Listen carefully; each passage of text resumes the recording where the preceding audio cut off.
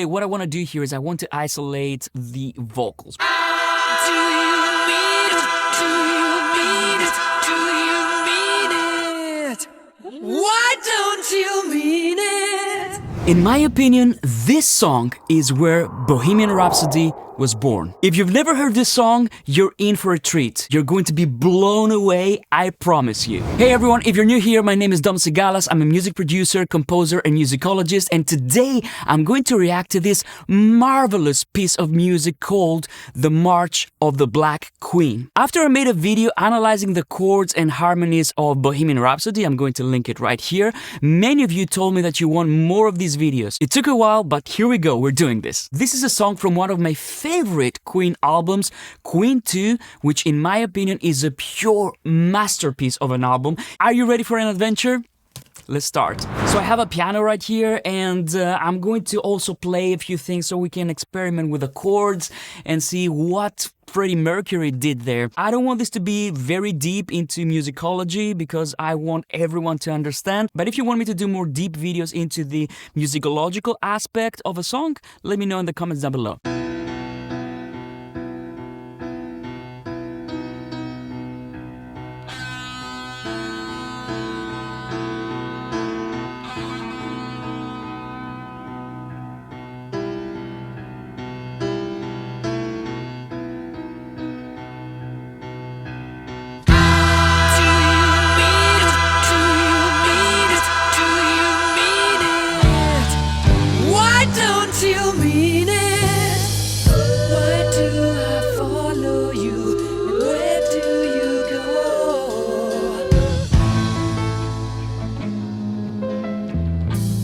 I'm going to start by saying, what an intro, what an intro.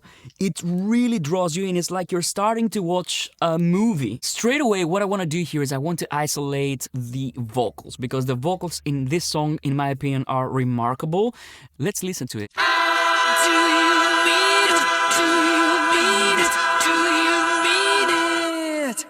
Why don't you mean it? Why do I follow you?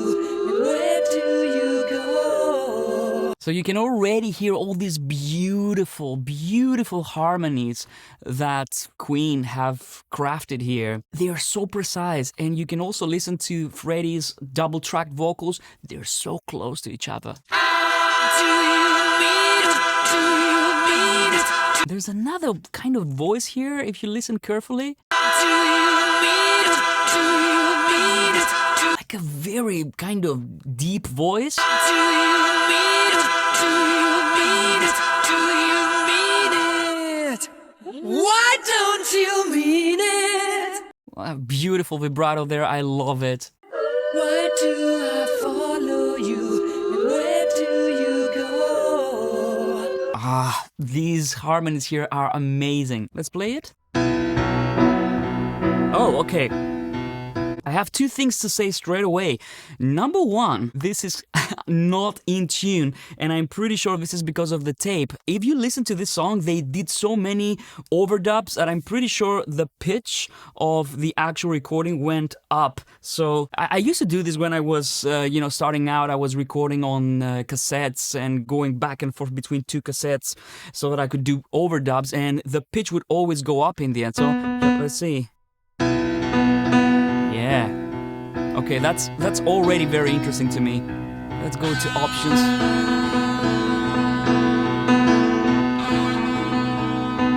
Okay, that's okay. So I'm going to tune my piano so that we don't have this kind of chorus effect all the time.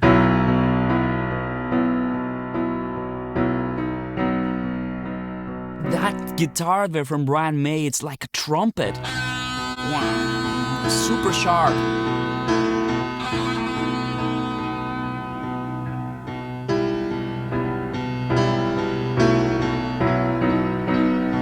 The second thing I'm going to notice here, and this is very interesting to me, is that in these early Queen albums, Freddie was using keys that were like dominated by sharp. So this is like a B major. It's a very uncommon thing for Freddie Mercury to use a key like this. And if you notice, after this album, they switched a lot into flat keys, you know, the...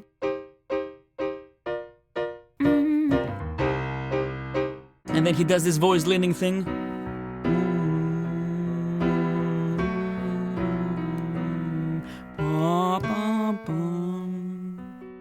And then he goes into this bombastic E minor. So this was pretty much like dominant there. And then just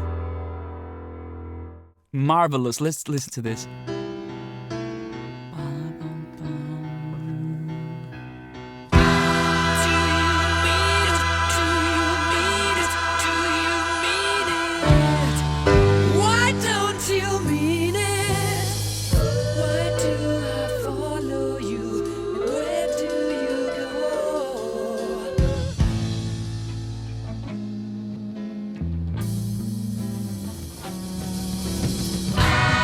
Okay, first of all, I know that this video is probably going to be demonetized. I don't give a damn. I wanted to do this video because this is what I like doing, right? If you know me in person, you know that if you want to sit down and talk about these things and analyze songs, this is my favorite thing to do. That's very interesting to me. It's like tension and then immediate like release. The contrast, listen to this. Why do I follow you? Where do you go? So over here, it's pretty much just the vocals carrying the harmony. Let's listen to just the vocals. I've basically spectral layered this song so we can have a listen, you know, to what's going on with the different elements. Why do I follow you? And where do you go? The notes that he picks for these harmonies are incredible, and Freddie was a genius when it came to harmonies. He was always adding a note that would make... This could be like... Why do I follow you? And where do... It's an A minor, right? But in the end, with the vocals, he does...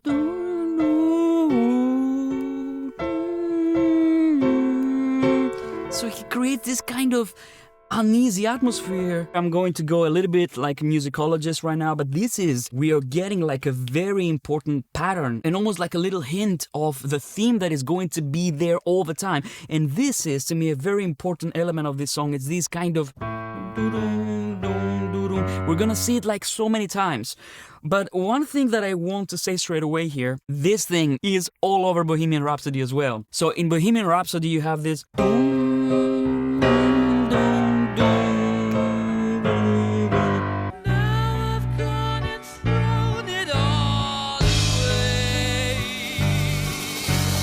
This was a huge mannerism by Freddie Mercury. He was doing this kind of chromatic descending notes all the time. If we start analyzing Queen songs, you will find this pattern over and over again. It's almost like Death on Two Legs here, actually.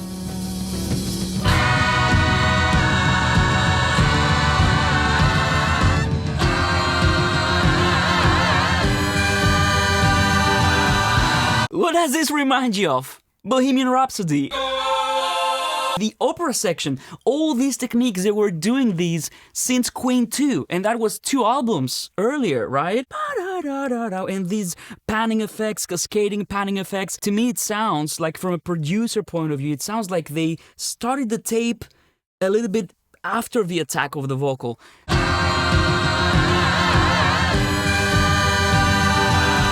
Yeah, it does sound like this because you have to cut the attack. You can't do...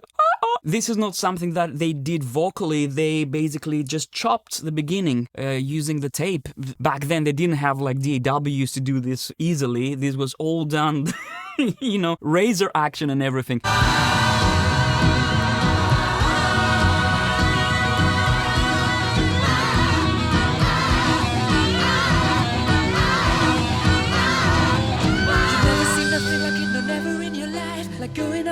Sorry, I'm too excited because this is a song that I haven't heard for a while, to be honest with you, but it's one song that when I listened to it, I just felt better for being alive.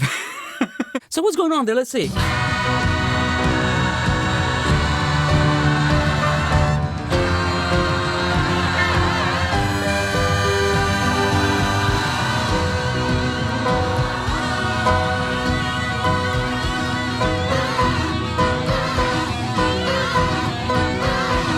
Okay, so he goes from B major, D, F, G, so bum, bum, bum, bum, bum. Again, this kind of very grandiose and very cinematic kind of chord progression that you will find even on Bohemian Rhapsody, the opera section. And then bum bum bum bum bum bum bum bum bum bum bum bum bum bum bum bum, and then let me know in the comments down below what you think. Okay, let's go here. Now we get a completely different sound.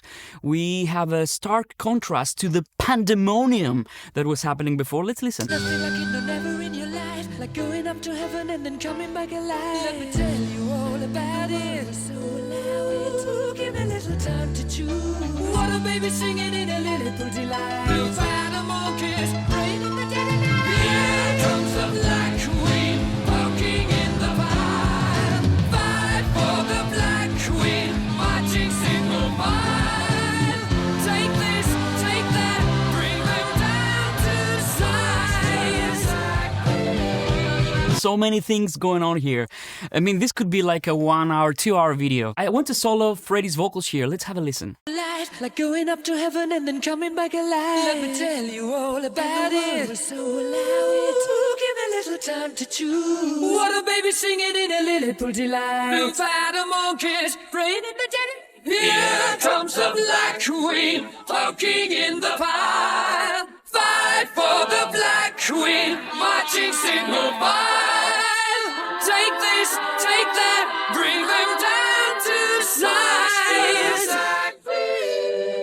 And you can hear how complex these harmonies are. They're like block voicing, super tight, but so many different voices and so many different counter melodies. If you pay attention, this is something that, of course, was carried over to Bohemian Rhapsody. Nothing like it, no, never in your life. Like going up to heaven and then coming back alive. Let me tell you all about it. So allow it. Ooh, give me a little time to Yeah, John Deacon, in my opinion, one of the most underrated bass players that ever existed. His playing was always so melodic. He was playing in very high registers sometimes, and I think it was a big part of the Queen sound. Many people talk about Freddie, they talk about Brian and Roger. In my opinion, John was such a hero when it came to the sound of Queen. If you listen to the Millionaire Waltz from the A Day at the Races, maybe that's a song that I'm going to do next. Let me know in the comments down below what you want me to do next, actually.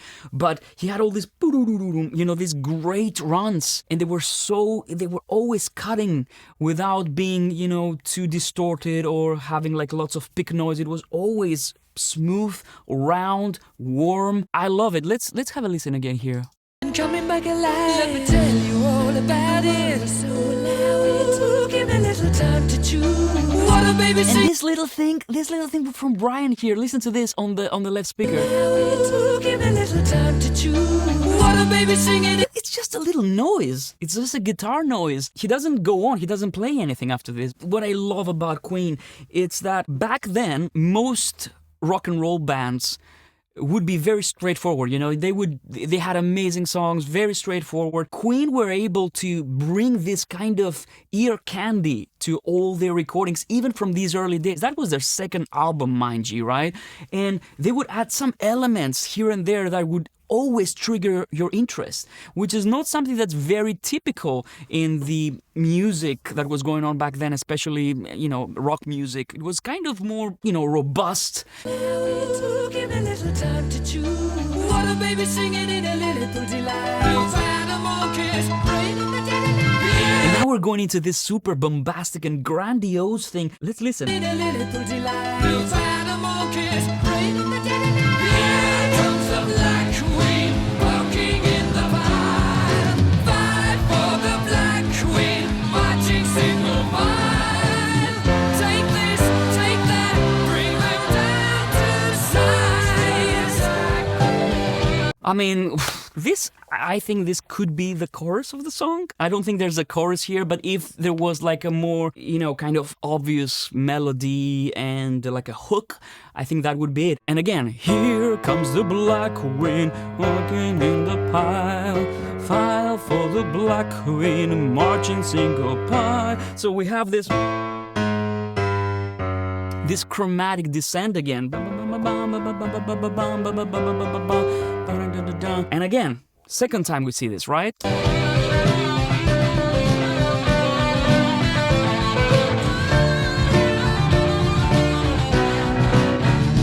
We have a nice solo, very remarkable. I love Brian May's solos because they were always something that you would remember. Meaningful melodies with phrasing. I've talked about phrasing in previous videos, with a great melodic structure, where many solos for rock bands used to be like, okay, yeah, then you forget it. And then, of course, when they were playing these solos live, they would never play the same solo because nobody would remember it, even themselves wouldn't remember it. This is art. Take this, take that, bring them down to size. And here we have all these crazy syncopated rhythms.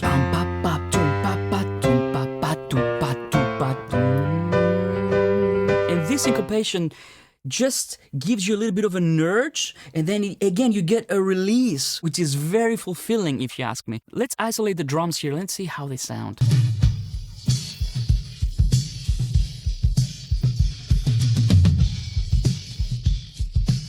Wow, this is massive. It's a massive drum sound. You can hear the snare is tuned really deep. And actually, one of the things that got Roger the job in Queen, he was the only drummer that when he went to audition, he was actually tuning his snare drum.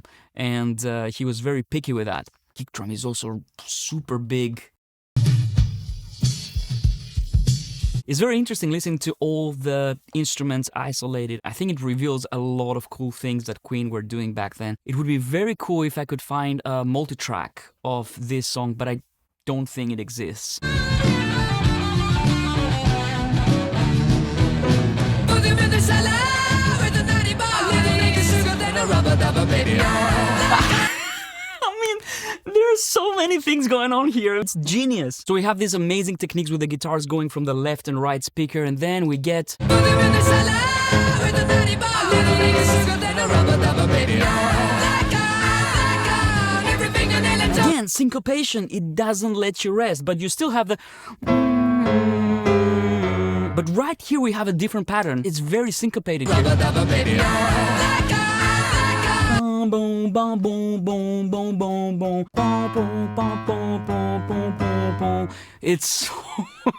It's a great variation. I have to say here, in order to be able to do these things, you need to be not only a great musician, but a very imaginative artist. This is not some random stuff, some random notes. Freddie knew exactly what he was doing. But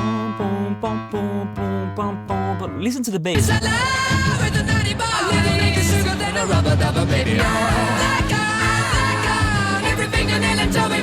Yeah, it's like...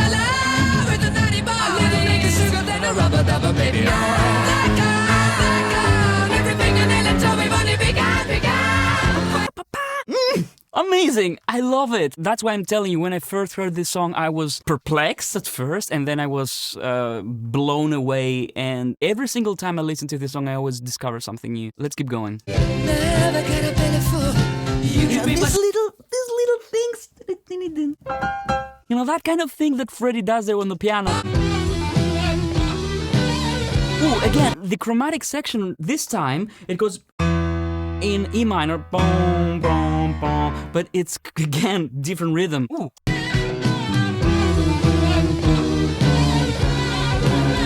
Ah, check what he does there. Boom, boom, boom, boom, boom, boom, and he kind of prepares the bam, so he makes this A major like a dominant to just land on the D. Okay, and now we have what I call the proper pandemonium section. Listen to this. Just listen and...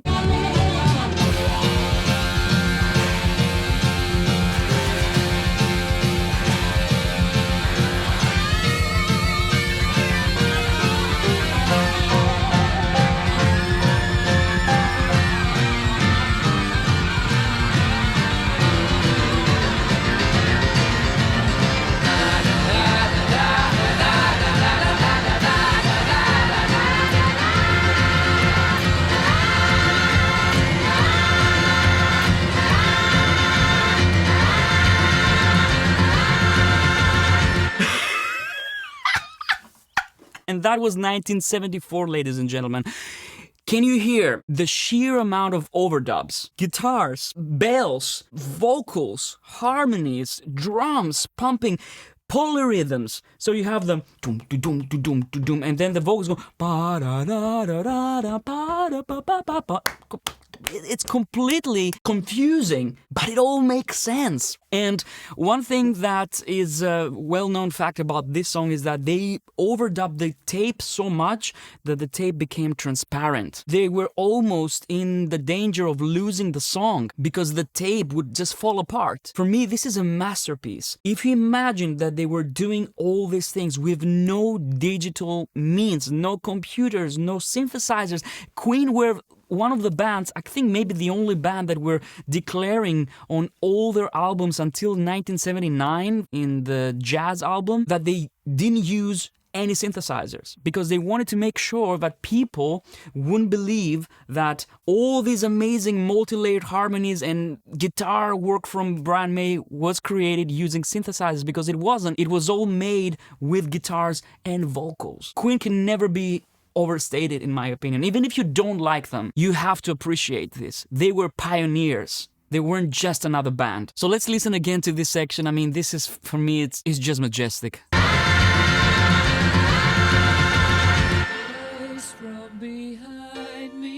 For the audio engineers, I know that many of my viewers are engineers, they're interested in mixing and mastering. You can hear very clearly the tape saturation that's going on here. They overdub so many times and you get this wall of sound, you know, bell sound, bam, bam, bam, bam. They have like a bell thing right there. I don't know if it's like chimes or they used any other type of bell.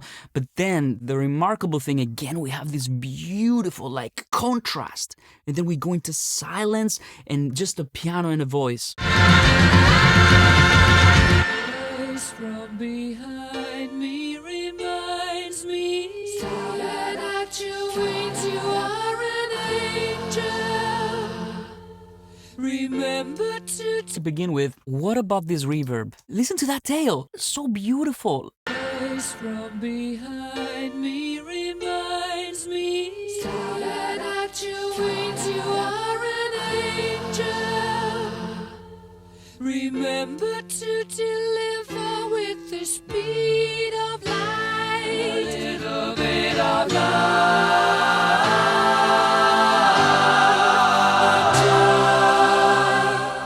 So tasteful. Listen to this bit right here. Let's just isolate the vocals. This tail right here. Everything you do. And I have to suspect that, knowing that this was recording in Trident Studios, if I'm not mistaken, this reverb that we're listening to right now is the EMT 140. I've done videos of emulations of the EMT 140 and it's just amazing. Everything you do. See, double-tracked as well, the vocals. Everything you do. There's a will and a why and a wherefore. I'm going to solo Freddy and I'm going to play the piano. From behind me reminds me that at your wings you are an angel. Remember to deliver with the speed of light. A little bit of light.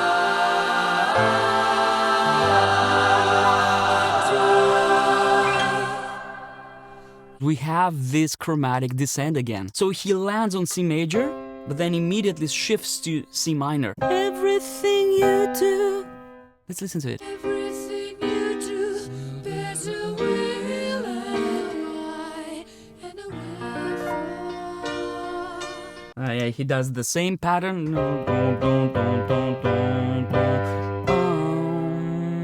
And then let's see how it's gonna go from there on. In each and every soul lies a man very slow to discover. Again, syncopated. In each and every soul lies a man very slow to discover.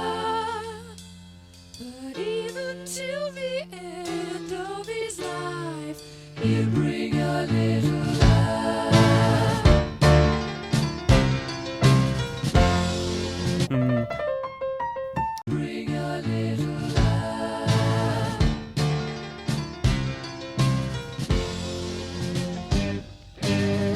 Yeah, the guitar responds here with a different key.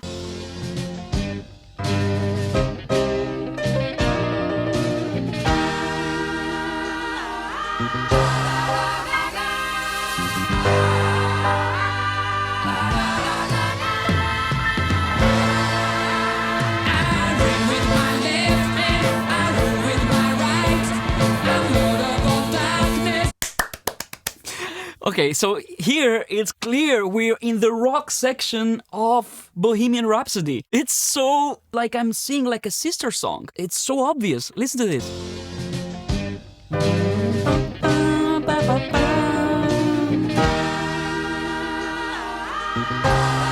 Open chords.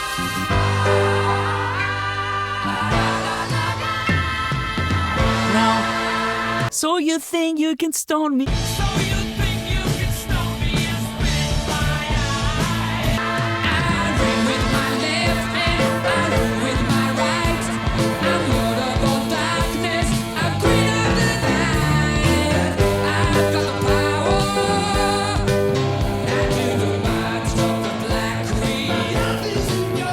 Roger.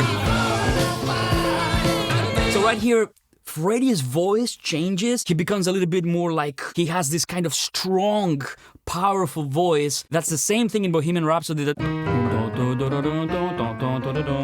so you think you can stone me and spit in my eyes? You know, this kind of thing. And it's the same vibe right here. This is the part of the song that has one chord for a long time, and then John breaks this with a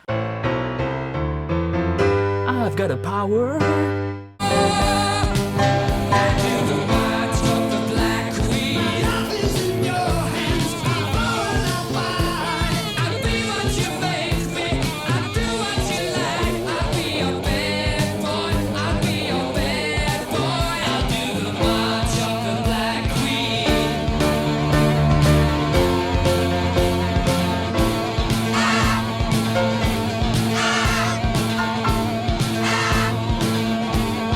Again, here we have a completely new section. This is such a complicated song, but again, we have this common thing. Don, don, don, don, don, don, don, don, don, don. That was the chorus that I talked about before. Don, don, don, don, don, don, don, don, don, don, don, don. Okay, let's see.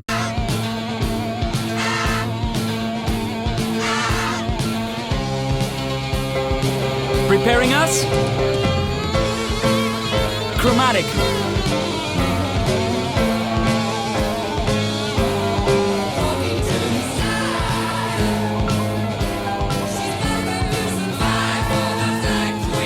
Oh, and over here, John does this. He takes the melody, boom, boom, boom, boom, boom. Check it out. Check it out. Yeah, just a little bit.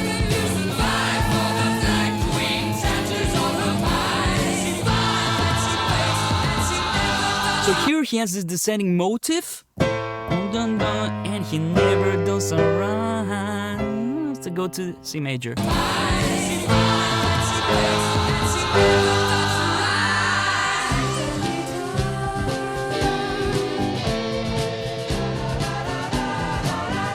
Still a march, you know. The whole thing is very military. Let's see.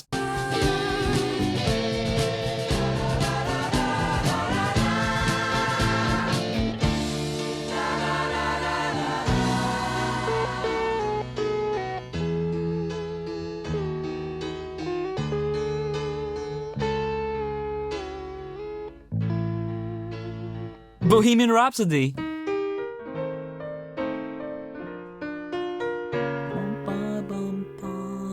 Brian May does a very similar thing there with these beautiful, warm guitar tones that he has.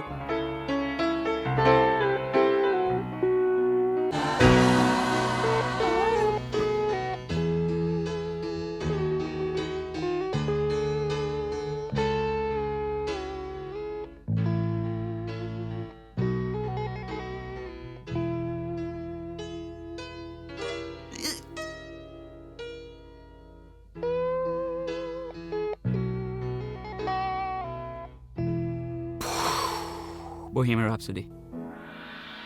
But no, it doesn't end here. The first time I heard this, I was like, okay, well, now we have resolution. It's done. The song is finished. But it's a long song, right?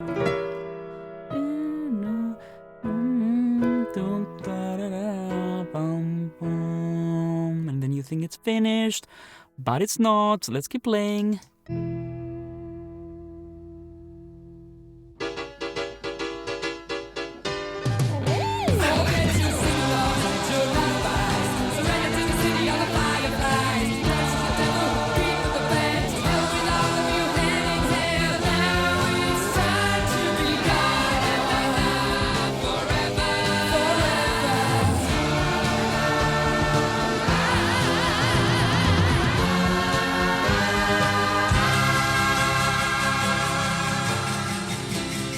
I don't know what to say. I want to play just the vocals here. Bum, bum, bum, bum. Forget to sing alongside your lullabies. Surrender to the city of the fireflies. Dance with the devil, breathe with the band. Hell with all of you hand in hand. Now it's time to be gone. Forever, forever.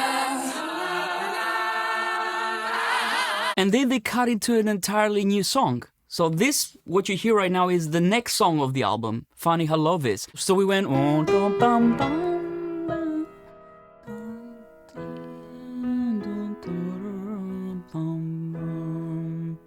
And then, the moment you think the song is done,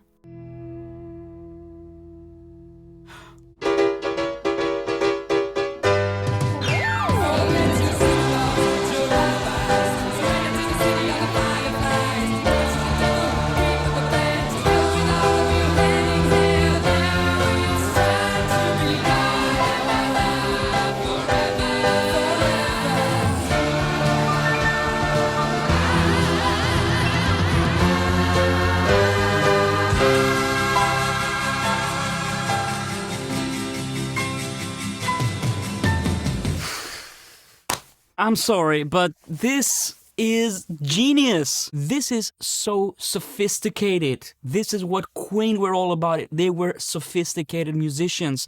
And one thing that I always say is, sometimes people tell me, you don't need music theory to write music. Of course you don't need music theory.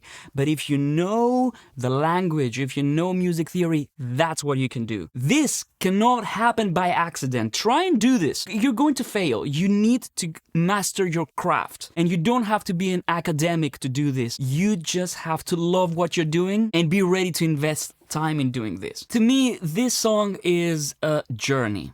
And to me, this song is very clearly where Bohemian Rhapsody started from. It's so obvious. Freddie had all these ideas in his head since 1974. And actually, to be honest with you, even on the first Queen album, there's an amazing song called My Fairy King. And again, it's so complex. And even on their first albums, you could see these little sparks of Bohemian Rhapsody starting there.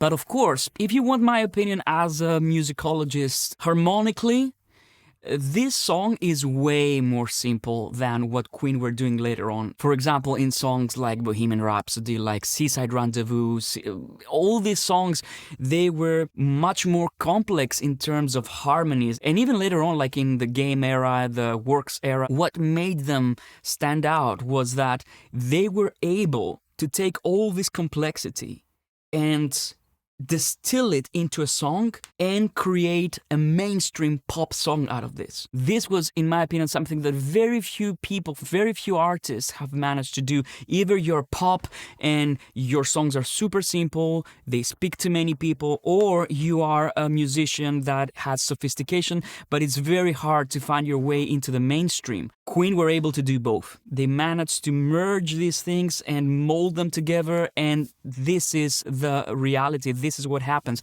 This is one of the songs that, of course, it was never a single. It was way too complicated. I don't think that people would be able to digest it very easily. Nevertheless, it's a work of art, in my opinion, and you can see how the artist develops from writing and producing something like this to going all the way to producing one of the biggest hits in the history of the world which is Bohemian Rhapsody, that has all these complexities, but the material is more mature. I think this was one of the very first things that Freddie tried to do, and he's very ambitious, but I think in terms of composition, the sophistication was even higher in later albums. Let me know in the comments down below, what do you think? I hope you enjoyed this video. I know it was very different, but you know what? Let me know if you liked it, and I might do more of those. Let me know which songs you want me to do next. I want to hear your opinions, and I want you to hear your opinions if you have never listened to this track, or if you have actually. Let me know what you think about the March of the Black Queen. Do you see all the things that I see? Do you hear all the things that I hear? Thank you so much, my friends. If you enjoyed this video, don't forget, you can watch this video or this video, and I'll see you on the next one. Bye-bye.